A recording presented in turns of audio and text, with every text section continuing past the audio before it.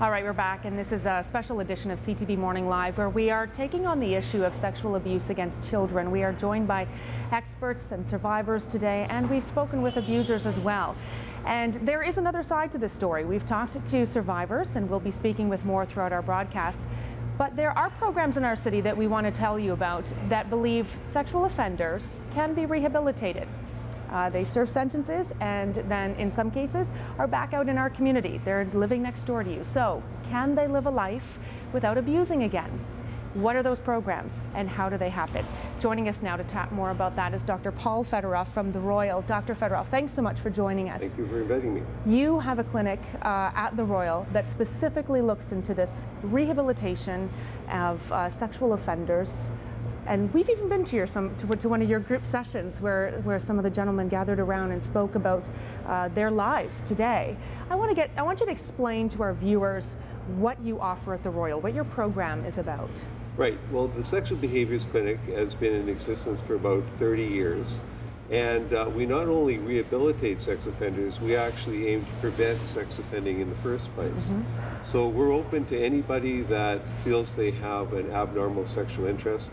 You don't have to have committed a crime to get into the program. In fact, we prefer to see people before they have crimes. And lately, we've been seeing more and more people coming before they've actually committed crimes asking for help.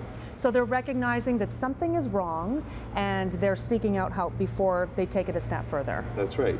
In the old days, people thought either that there was no treatment or if there was, it didn't work. But mm-hmm. That's not true.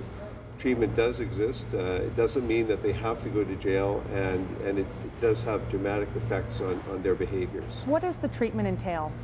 Well, it's a combination. We individualize treatment for each person, okay. But it involves individual therapy, group therapy, and sometimes pharmacotherapy.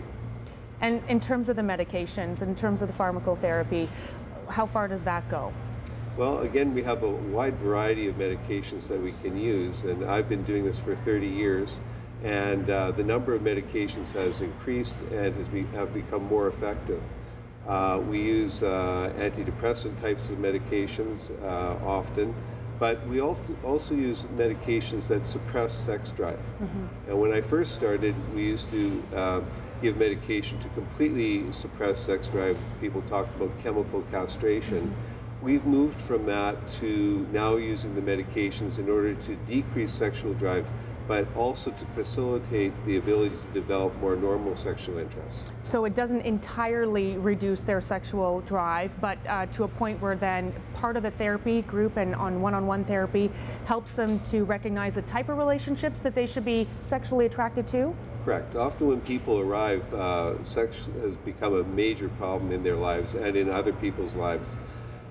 So often it's helpful to be able to take sex off the table by giving them medication, which right. they take voluntarily, and we can then work hard on helping them to develop more normal lives so that when they do have a resumption of their sexual interests, they're in a more normal pro-social relationship. So it's teaching them to have a sexual attention for people of the proper age, and adults primarily, obviously. Correct. Right. Is it successful, your program? Very successful. We have had some reoffenses in terms of exhibitionism and in child pornography, but not in hands-on reoffenses. We're virtually 100% successful in stopping people from reoffending.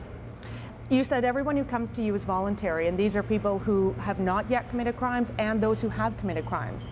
So is there a desire for men and women in these situations to want to live a life of not being an abuser, of wanting to be quote-unquote normal and healthy and not committing crimes? Yes, most people want to be normal sexually and in other ways, and most of the people that I see, by the time they get to me, are desperate for help and are extremely cooperative in terms of the therapies that we offer them. Okay. All right. Dr. Paul Fedoroff from the Royal, thank you so much for joining us.